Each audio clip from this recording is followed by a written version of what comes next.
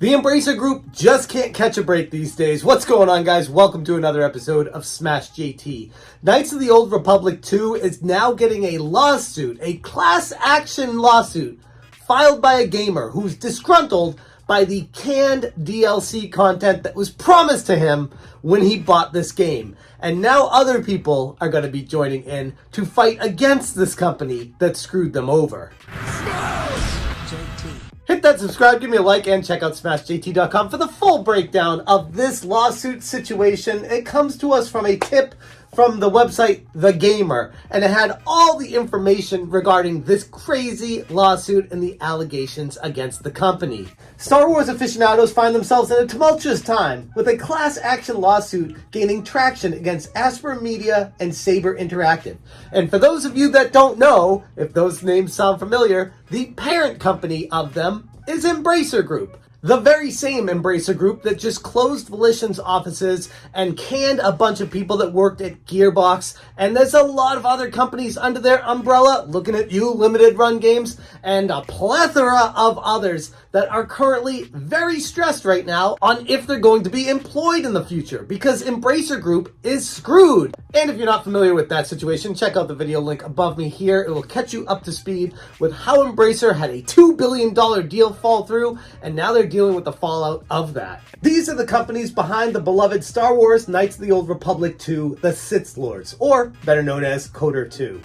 This lawsuit stems from the discontentment around the cancellation of the much anticipated restored content mod for KOTOR2 on Nintendo Switch, which is something that I brought up during my initial coverage of this KOTOR situation. When I talked about it earlier, I said, this ain't good. Just canceling this outright after promising the DLC and then deleting it from the website, which, if you missed that, check the video above me. I covered that as well, going over how they just pulled the rug out from everyone who bought this game, people who were buying it under the presumption and the promise that the DLC would be delivered free of charge in the future. They're working on it right now. And then randomly, in the future, they just said, yeah, actually, we can't do it. No reason really given. It's just too hard. And then the next day we find out, oh, Embracer Group is screwed. They're actually cutting costs everywhere they can. And yeah, KOTOR2 DLC is one of the victims from that. That this was updated one day ago? I was like, that smells a little fishy. Shouldn't there have been information on the DLC based off of how pissed off everyone is in the comments section here? Everyone's frustrated. No refunds. And this was basically just erased from internet history. I had to use the Internet Archive Wayback Machine. Thankfully, there was a single snapshot back on May 12th, I believe it was, when it captured this. There were 8 captures of it from June to May 2023. And that's it. That's the only proof we have. Thankfully, it caught this. KOTOR2 found itself on the Switch last year, being ported there. It was rejuvenated, especially with the announced availability of the restored content mod as DLC, promising gamers an enhanced experience of this classic RPG. The restoration was looked upon as a beacon of a completion for the game, which had areas of unfulfilled content across platforms due to its premature release. However, apparently, complications arose and the DLC was unexpectedly canceled with no explanation whatsoever, like I said. And these gamers that bought the game were just left to be forgotten about by Embracer Group. They didn't care about making them whole. Well, actually, I take that back. They did offer gamers that purchased this, assuming that the DLC was coming and it didn't come, a free game. As long as it was one of the other Star Wars games that you wanted and didn't already have, because they were not giving a full refund to people. They refused to do that. And that was one of my frustrations in my video covering this. So I'm like, this seems like a lawsuit just waiting to happen. And here we are. This lingering dissatisfaction had propelled fans to instigate a class action lawsuit represented in the case Malachi Mickelonis versus Aspyr Media Inc. et al.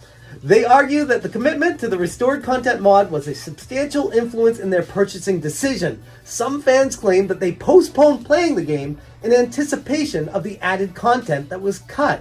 The plaintiffs, multiple fans represented by attorney Ray Kim, are seeking a jury trial, asserting that Aspyr and Saber Interactive have a legal obligation to provide refunds due to the unfulfilled promise of additional content. The defendants have been given a deadline of October 4th, 2023 to respond. So here we are.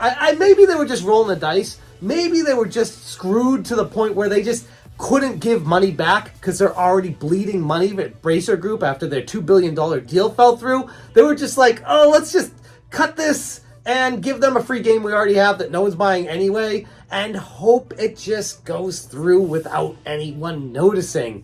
And somebody took it up with a lawyer and said, nope, I'm filing a complaint. We're doing a class action lawsuit, and got a bunch of other gamers involved. And now Embracer Group is even more screwed. The predominant sentiment within the community that I've seen is one of frustration and a sense of deception. Many fans feeling that the game should be played with the restored content mod, even for first timers.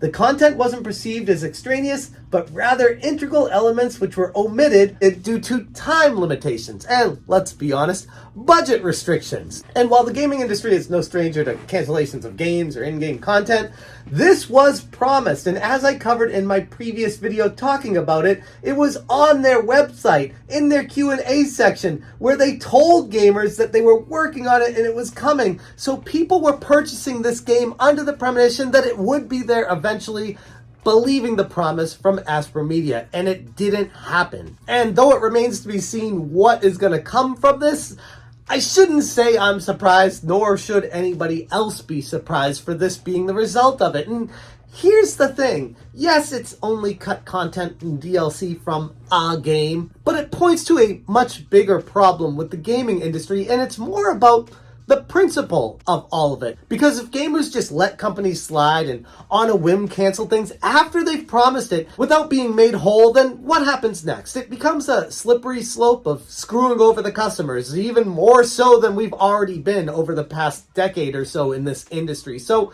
it's kind of, from my perspective as a gamer, good to see gamers step up to the plate and not say, oh, it's not that big of a deal, we'll just let this one slide. Step up and say, no, screw you guys, you promised us this, you put it on your webpage, you had all these people buying the game because of it, and then once you realized you were screwed, you weren't getting your money, you had to make cutbacks, you removed everything, you removed all traces, you deleted the Q&A, you did all these things to end up super shady, and now it's all catching up to you. So I guess you're getting what you deserve. It remains to be seen, like I said, of what comes from this, but I would assume this might be something that either gets settled out of court, or people that join into it will get a percentage of money back. The more people that join, the less money they'll get, that type of thing. But again, this is all conjecture right now. There's a lot to be determined between now and that point. Anyways, that is the situation with Star Wars Knights of the Old Republic 2, the Sith Lords on the Nintendo Switch, cut content, DLC removed, Embracer Group in the headlines once again for screwing over gamers, losing employees, losing money, losing deals, and now possibly losing a lawsuit. I'm going to leave it there. Thank you guys so much for watching, and as always, you stay smashing. Smash,